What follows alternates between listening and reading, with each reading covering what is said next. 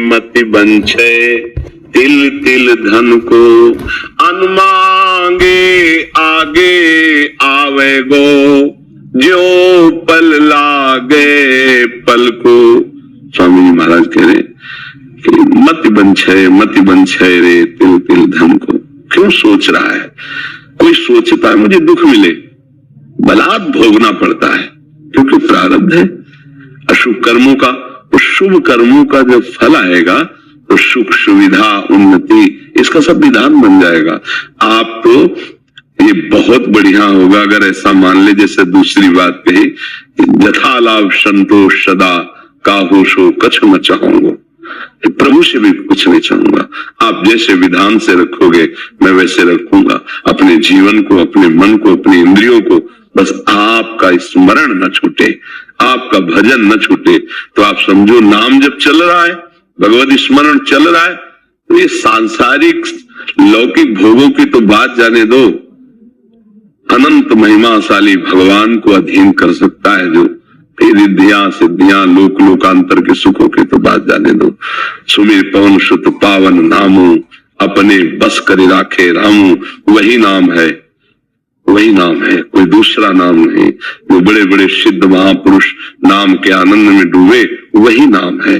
बस हम नाम को पकड़ ले, पक्का विश्वास कर लीजिए। अगर जिह्वा से नाम चल रहा है और हृदय में एक बात है कि भरोसा मुझे भगवान का है, तो निश्चिंत हो जाओ, लोक परलोक के हर सुख तुम्हारे चरणों में आएंगे, पक्का समझ लीजिए।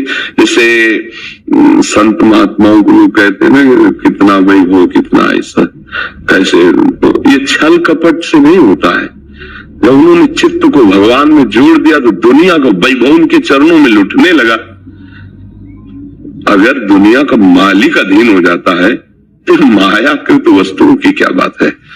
अगर विवेक काम कर जाए तो दूसरी बात बहुत जोर की है, जैसे प्रभु रखे वैसे रह जाओ और नाम जप कर लो तो होगा क्या, बहुत अच्छे से प्रभु रखते हैं। उनके भरोसे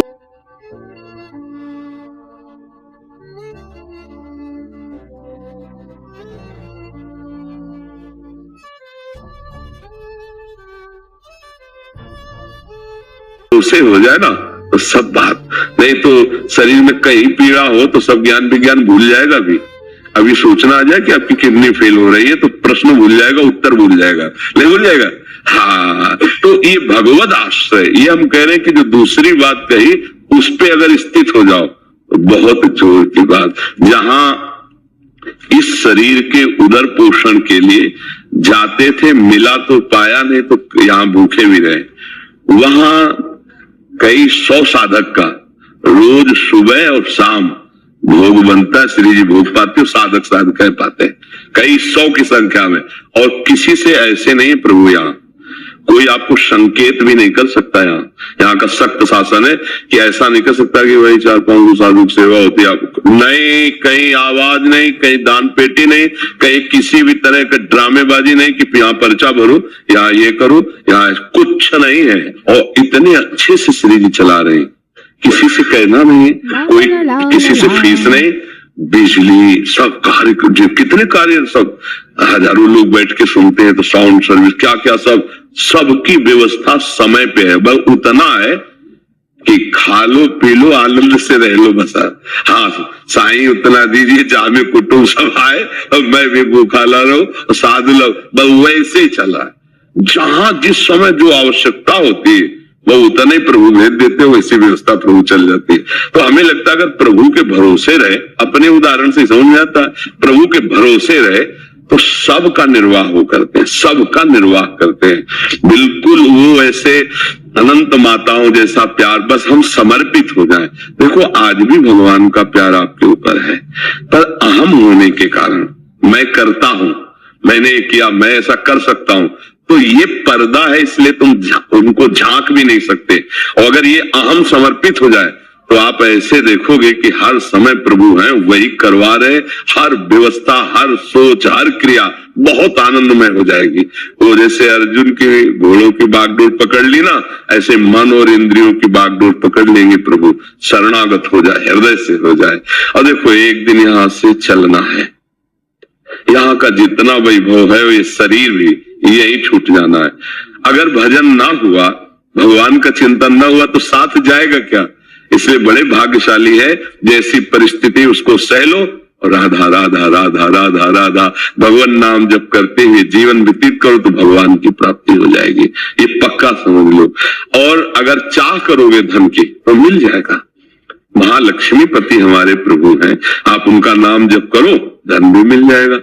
अरे भगवान की तरफ चले तो परमानंद की बाढ़ आने लगती है। भजन तो बहुत बड़ी बात है। ध्रुव जी ने जब पिता की गोद में बैठना चाहा तो सुरुचि माता जो थी उनके मन में अच्छा नहीं लगा कि ये सुनीति का बेटा, सौत का बेटा और मेरे सामने राज सिंहासन में विराजमान महाराज की गोद में बैठे, झिड़क दिया और कहा तू इस लायक नहीं, जा पहले तप करो, मेरे गर्भ से प्रकट हो, फिर सिंहासन में बैठने लायक होगा। माता सुनीति से रोकर बोली, माता ने कहा बेटा ठीक ही कहा है।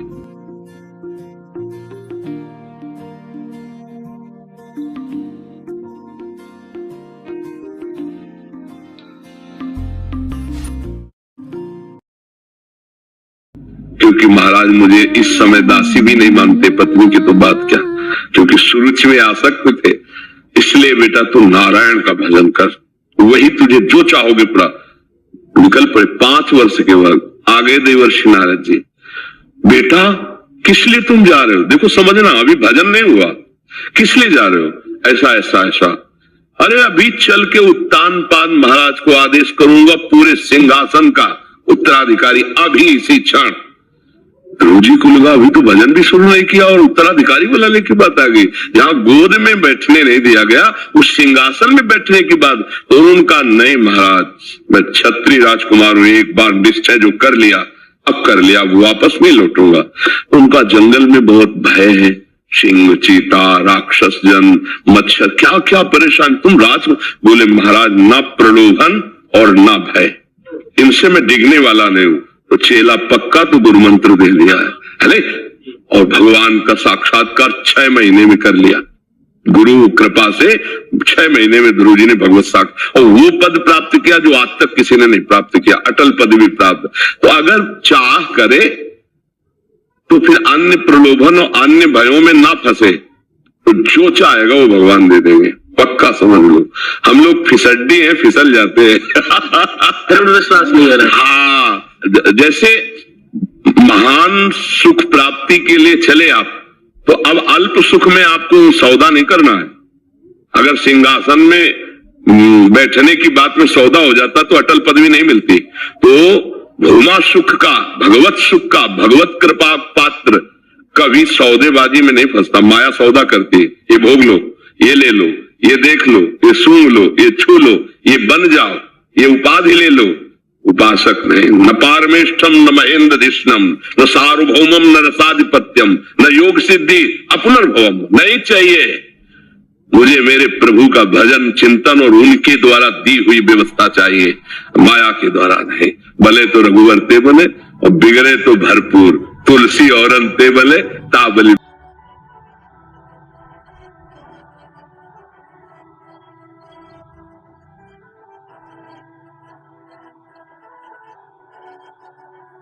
देते दो, ये निष्ठावान महान सुख का भोक्ता बनता है। ये अल्प सुखों में फंसे हुए अपने लोग हैं। इसलिए पहले देखो, जब कोई ऋषि मुनि तपस्या करते थे ना, तो बड़ी दिव्यताएं आती थी उनको गिराने के लिए, दिव्य अप्सरा, ऐसी रिद्धियां सिद्धियां। तो अब जैसे ये है कि अब नहीं आती है, तो उतना हम लोग चढ़ ही नहीं पाते हैं, पहले फिसल अगर 100 रुपए में राजी हो गए तो करोड़ की चेक देने की जरूरत क्या है कि नहीं? तो हम लोग यही मृत्यु लोक के भोगों में फिसल गए। तो अब देवलोक की या दिव्य सिद्धियां या ऐसे दिव्य चमत्कार हृदय में प्रकट हो, अगर हम निष्ठा से बने रहें तो कोई भी परास्त नहीं कर सकता, सीधे भगवान आएंगे। हम एक बार बिल्कुल ग्रामीण भाषा में बताया कि जैसे बच्चा रोना शुरू किया, खिलौनों से नहीं खेल रहा, तो माँ फिर देखती और अपने निज जन को भेजती, बेटी बहन किसी को, जा उठा ले गोद में, और उस पे भी जब राजी ना और रोना बंद न करे तब माँ फिर कहती है अच्छा तो सब काम बाद में हो जाएगा, और फिर बेटे को बोल। ऐसे जब कोई भगवत मार्ग में चलता है संसार के खिलौने छोड़ करके, तो भगवान उसके आगे दिव्यताएं भेजते हैं, दिव्य भोग, फ्री, कोई नहीं जानेगा, भोग लो एकदम, ईश्वर वैभव रिद्धियां सिद्धियां। पर वो रोना बंद न करे, किसी खिलौने में राजी न हो, किसी की गोद में न चढ़े, उपाधि कोई स्वीकार न करे, तब वो विवश होकर फिर भगवान उसको ऐसे फिर उसे स्वीकार करते।